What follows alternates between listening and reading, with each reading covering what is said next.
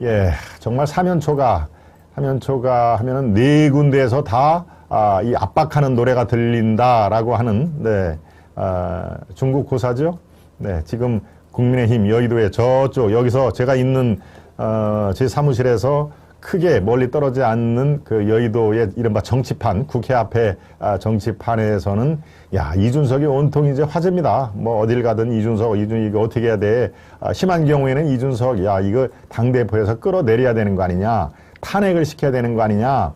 또 다른 편에서는 아이고 그래도 이 당원과 전 국민의 여론조사를 통해서 된 이른바 선출직 당대표인데 탄핵까지는 너무한 거 아니냐. 그리고 이준석을 좀 자제시키면 되지 않겠냐. 각양각색의 얘기가 나오는데요.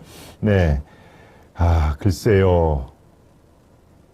아주 말씀드리기도 상당히 조심스러운 그런 그 국면이 전개가 됐습니다. 지금 뭐 말씀드린 대로 이준석 대표는 이번 대선에는 손 떼겠다라고 상임 공동 선대위원장을 나왔죠. 조수전 최고위원하고 아주 상당한 파열음을 내면서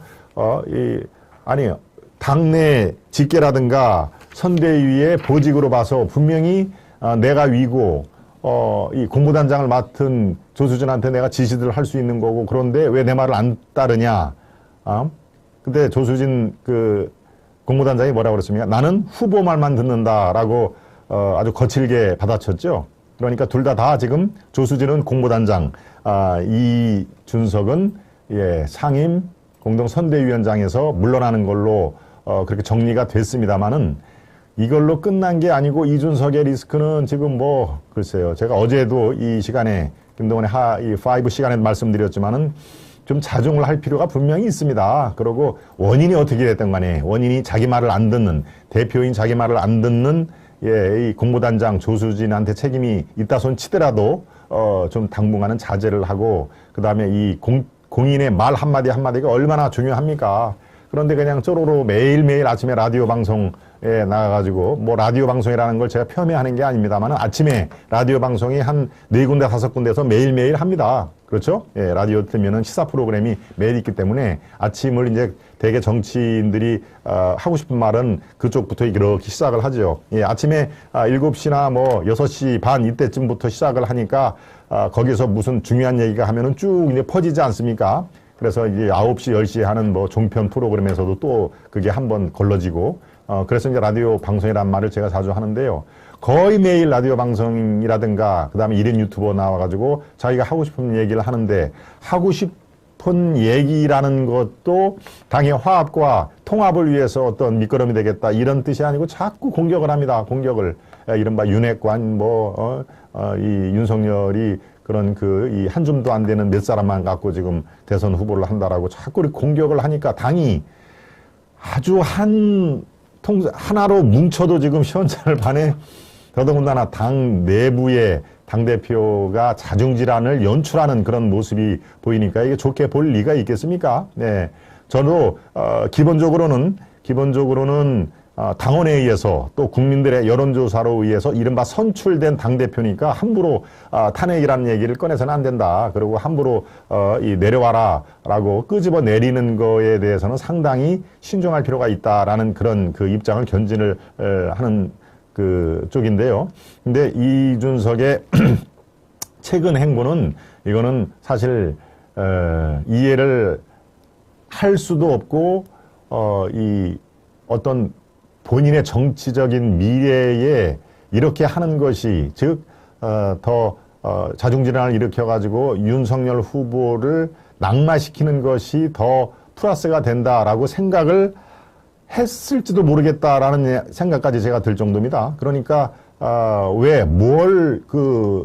어떤 노림수로 이렇게 당을 자꾸 흔드는 건지, 저야 국민의힘 당원도 아니고 객관적으로 제3자로 항상 정치 비평과 분석을 하는 사람으로서, 이 이준석의 이 노림수, 목적, 이 최종적인 궁극적인 목표, 이게 뭐라고 생각을 하는데 자꾸 저런 행동을 할까라고 이제 연구를 하게 되는데요. 자, 요런 와중에서 성상납 의혹까지 지금 터지고 나와 있습니다. 네, 이거는 국민들에 대한 말초신경을 자극하는 것 뿐만이 아니고, 이준석 젊은 37살 젊은 대표의 근본적인 무개념, 몰개념 또 이런 아주 상식에 기반되지 않는 그런 정치인이 아닌가라는 의구심을 들 정도의 이 상납 의혹이 불거졌는데요. 예, 이건 뭐 특정 매체가 어제 이 기습적으로 이렇게 공개를 한 거라 제가 분명히 이 말씀을 드립니다. 사실 조심스럽게 말씀을 드리는데 전제를 드립니다. 지금 이제 성상납 의혹입니다. 의혹. 그러고 지금 이준석 대표는 말도 안 된다. 이거는 나를 죽이려고 하는 모함이다라고 딱 지금 모든 공개를 다 해라. 난 떳떳하다. 라고 하는 지금 얘기를 하고 법적 소송도 불사하겠다까지 얘기를 하는데요. 네, 여기서 이준석, 예, 뭐 저기 이름이 나오니까요. 예, 가로세로 연구소라고 하는 그런 그 유튜브 전업 방송이죠. 유튜브만 하는. 네, 그쪽에서 바로 이준석이 이 성상납을 받았다라고 하는 그런 증거가 있다, 증언도 있다라고서 어제 공개를 한 것입니다. 공개를 한 것인데. 자, 일단 이준석의 얘기부터 먼저 들어보는 게 낫겠죠. 본인은 어떻게 해명을 하는지. 네, 오늘 가세연에서 방송한 내용은 말 그대로 저와는 관계가 없는 사기 사건에 대한 피의자 진술을 바탕으로 저에 대한 공격을 한 것입니다. 아이카스트라는 회사에 대한 수사 중에 저에 대한 문제가 발견되었다면 그 당시에 수사가 들어갔을 사안이지만 저는 단 한 번도 수사를 받은 적도 이와 관련한 어떠한 연락도 받은 적은 없습니다. 천여 페이지에 달한다는 아이카스트 수사 기록 중에 발췌가 없이 제가 언급된 내용을 모두 공개하십시오. 여기 나오죠? 예, 모든 걸 다 공개를 하라. 내가 거기서 조목조목 다 설명을 하겠다. 나는 떳떳하다는 얘기입니다. 또 저는 박근혜 대통령과 그 주변 인물들에게 아이카스트라는 회사에 대한 어떤 제안도 한 적이 없으며 김성진이라는 사람이 본인의 주변인들에게 어떠한 이야기를 했는지 전혀 아는 바가 없다. 자료를 전부 공개하지 않을 시에는 법적인 조치를 강구하겠다. 네, 바로 저렇게 오늘 반응을 보인 것이죠. 네.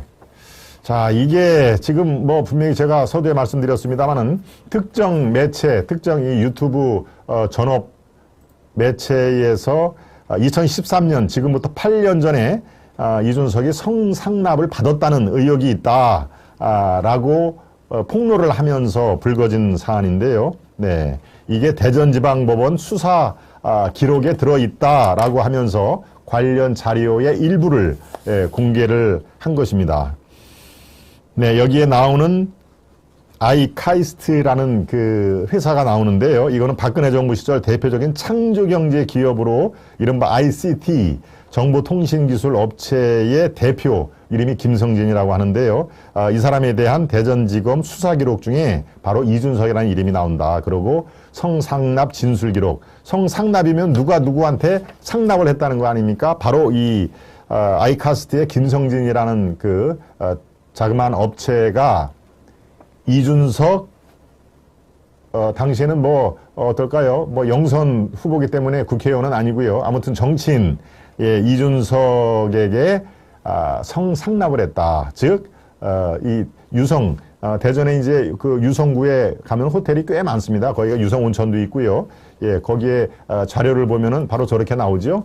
네, 저것도 마찬가지로 지금 어제 폭로한 내용 중에 하나인데요. 2013년 8월 15일 날 130만 원, 또 리베라 호텔 룸사롱 가로 열고 성접대 이렇게 나오는 것이죠. 네, 이게 대전지검 수사 자료의 원본인지 아닌지는 저희들이 파악이 할 수가 없습니다. 단지 그 가세연이라는 데서 저런 그 증빙 자료가 있다라고 해서 지금 이 폭로를 한 건데요. 예, 폭로한 이 전말을 제가 여러분들께 보여드리는 이유는 종합적으로 판단을 하고 아직까지는 의혹이고 이게 상당 부분 파괴력이 있는 우리의 그 성상납이라든가 이런 거는 글쎄요 많은 불특정 다수들이 불쾌하게 생각하는 그런 대목이기 때문에 상당한 파괴력이 있다라고 하는 그런 의미에서 사면 초과에 이 꼼짝 못하는 지금 이준석이 지금 돼버렸다는 얘기입니다. 이게 설령 이준석은 무고하다. 여기에 저렇게 김성진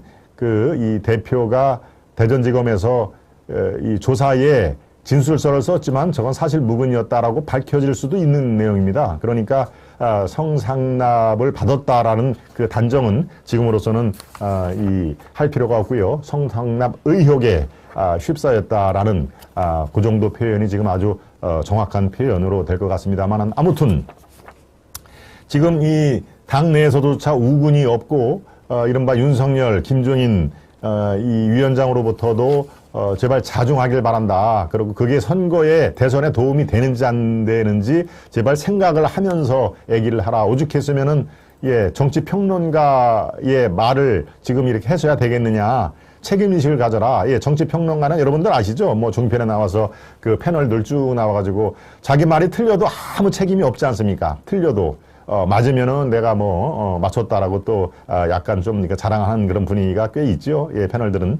네. 그리고 틀려도 왜 틀렸나라고 하는 그런 게 하나도 있을 수가 없습니다. 그리고 또 틀리는 게 증명이 되려면 또 몇 달이 시간이 지나야 되니까 그러니까 아무 말 대잔치가 벌어질 수밖에 없는 얘기시죠. 그러니까 그런 그 정치평론 어디 종편에 패널 여러 명이 나와서 이렇게 한마디씩 하는 패널들이나 하는 정치평론을 그렇게 무침하게 얘기하지 말라까지 얘기가 나와서 당내에서는 굉장히 좀 코너로 몰린 상태에서 바로 이 성상납 의혹까지 겹친 이준석.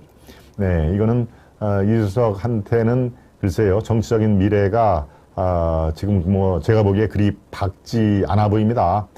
당대표 될 때까지만 해도 얼마나 전도가 양양했습니까? 이른바 2030들의 여러와 같은 지지, 그리고 이 젊은 층이 이른바 한나라당, 새누리당 그 계열, 지금 이제 국힘도 마찬가지 쭉 내려올 때 젊은 층들이 그 정도로 관심을 받아본 그런 보수 정당이 있었습니까? 네, 그게 이제 공이라면은 사실 공이었죠. 이준석이 서울시장, 오세훈 시장이 당선된 서울시장 선거 때 이른바 2030을 대거 흡수하는 그런 이벤트를 많이 가졌지 않습니까? 연단을 만들어가지고, 광화문, 시청 앞, 또 서울의 강남의 삼성동, 서울 요지에, 이른바 청년들이여, 마음껏 얘기하시라라고 2030들에게 연단을 아예 통째로 빌려주는 그런 이벤트를 기획을 해서 아주 폭발적인 인기를 끌었던 게, 그런 힘으로 사실 37살 당대표, 국회의원도 한 번도 안 해본 당대표가 되지 않았습니까? 그때까지만 해도, 정말, 이거, 차기에 서울시장이나 이 또 대권에 도전을 하겠다라는 얘기, 본인도 사실은 지난번에, 부시장을 하고 싶어 했다는 얘기가 거의 정설처럼 나옵니다만은, 네, 그 오세훈 시장이 당선된 이후에, 그런데 이제 정무부 시장은 안철수 쪽하고의 어떤 약속 있는 바람에, 최도식인가요? 지금 정무부 시장은 그쪽으로 넘겨졌지 않습니까? 그렇죠?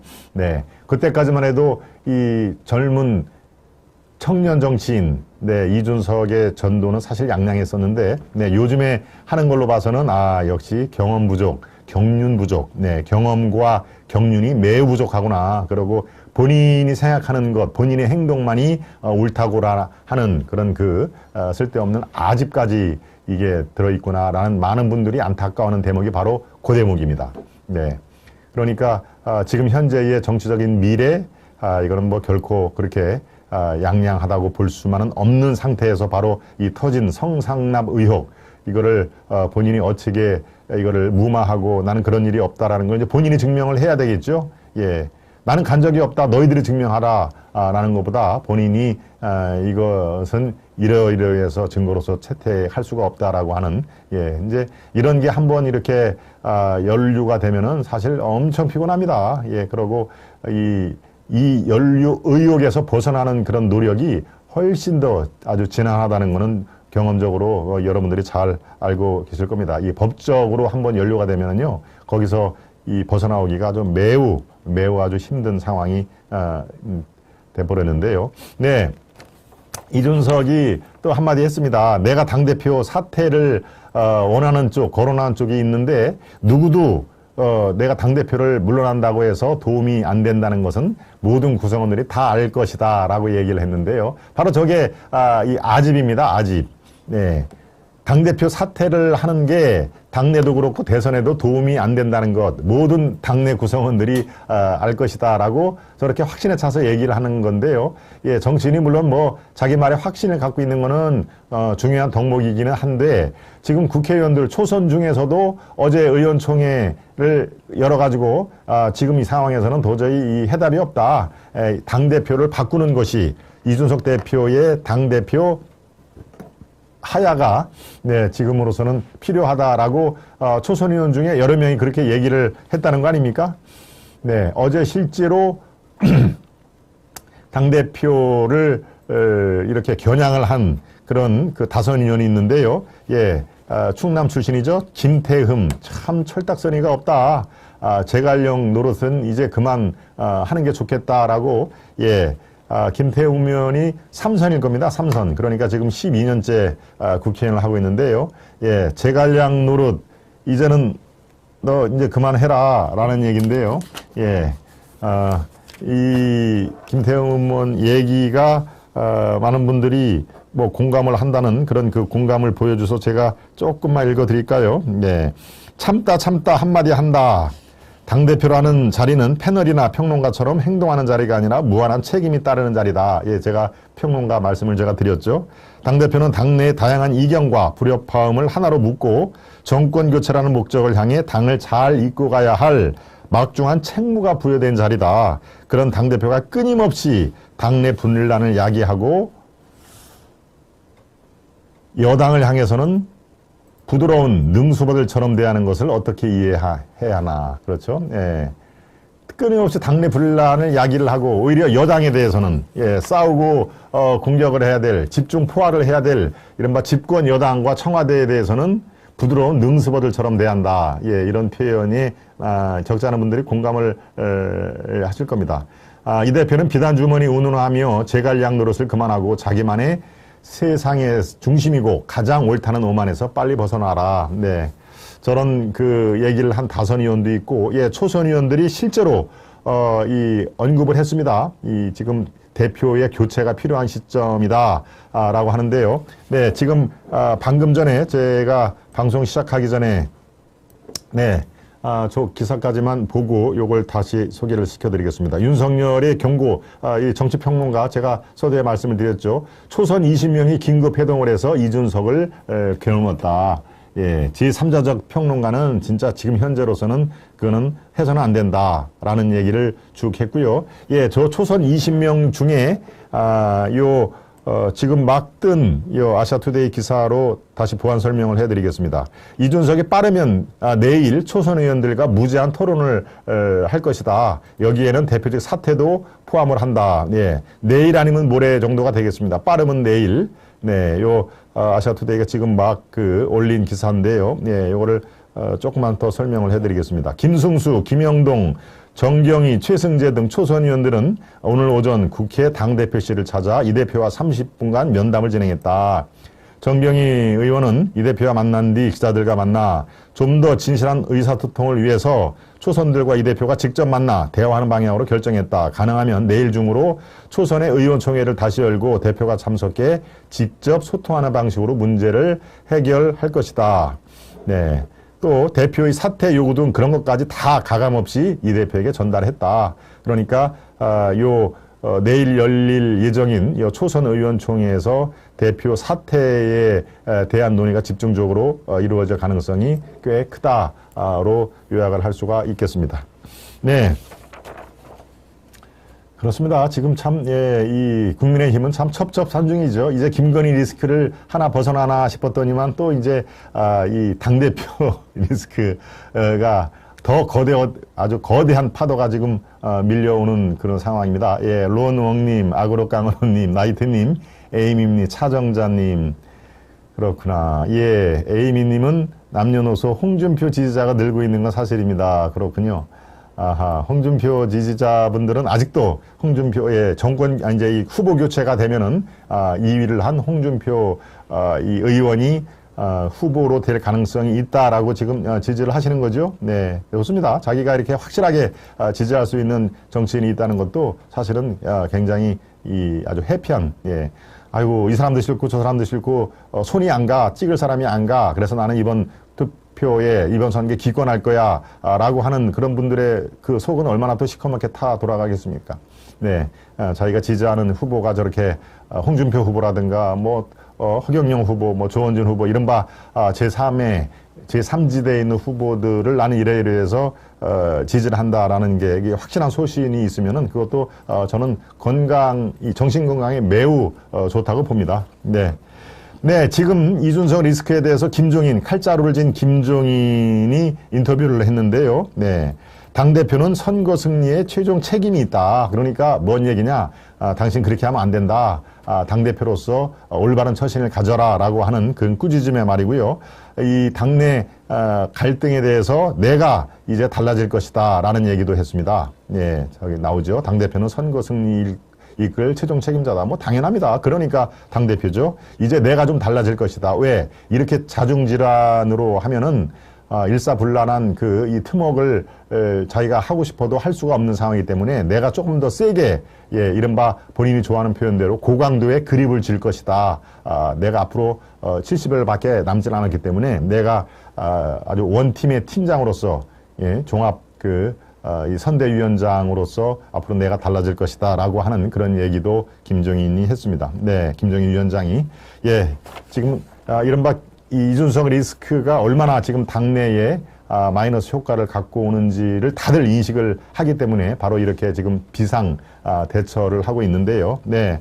자, 사면초가 이준석, 성상납 의혹까지 불거진 이준석. 이걸 정말 어떻게 이 문제를 해결해 나는지 이른바 국민의힘의 수권 정당 이렇게 갈등 조정 역할도 굉장히 큰 능력 중에 하나입니다. 그러니까 수권 정당으로서 이게 탈바꿈이 되는지 그것도 우리가 지켜볼 대목입니다. 네, 테네스 형님, 네, 들국화님, 제니님, 오수민님, 아그로님, 또 다시 또 논쟁이 붙은 모양입니다. 방에서 나가라는 표현까지 제가 보이네요. 네, 아무튼 이 본인의 소신이라든가 이 정치 지향점을 얘기하는 건 좋습니다만 상대방에 대한 그 비난 뭐 이런 것들은 삼가를 해 주시기 바랍니다. 그래야 더 건전한 또 토론장이 되니까요. 네, 그렇습니다. 예, 이 사면초가 이준석은 이렇게 마무리를 될 것 같고요. 그리고 이제 사태가 이 정도가 되면은요 내일이고 모레고 계속 이준석 논평은 제가 할 수밖에 없는 상황이 돼버렸습니다. 그리고 또 내일 또 말씀드렸다시피 초선의 의원총회 결과가 들리면은 거기에서 내일 뭐 의원총회에서 이준석이 사퇴키로 했다라고까지 들리지는 않을 겁니다. 뭔가 상당히 갑론을박을 내고 아마 당 발전에 건설적인 그런 제안이 들어오겠죠. 그렇지만 상당한 시끄러운 파열음이 들릴 거는 뭐 분명해 보입니다.